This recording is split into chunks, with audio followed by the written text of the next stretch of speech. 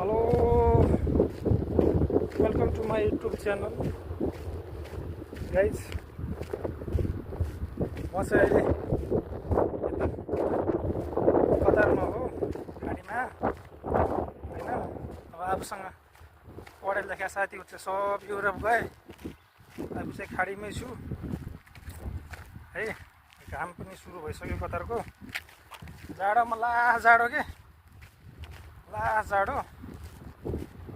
गर्मीमा फेरि आमामामामा यसरी रोड हेर्ने अन्त भुइँमा पनि फुल्ले टाउको हुँदैन, त्यसरी टल्किया हुन्छ।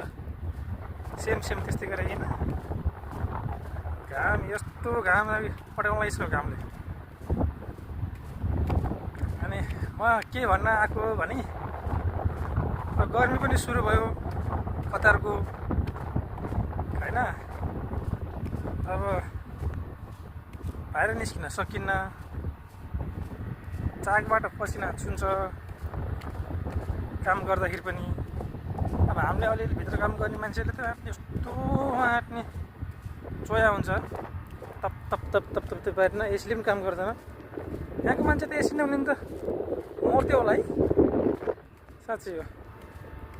यो ठाउँमा फेरि यस्तो ठाउँ छ भने फेरि के भन्नु ल। यो मेरो युट्युब च्यानल हो गाइस, सब्सक्राइब गरिदिनु होला होइन।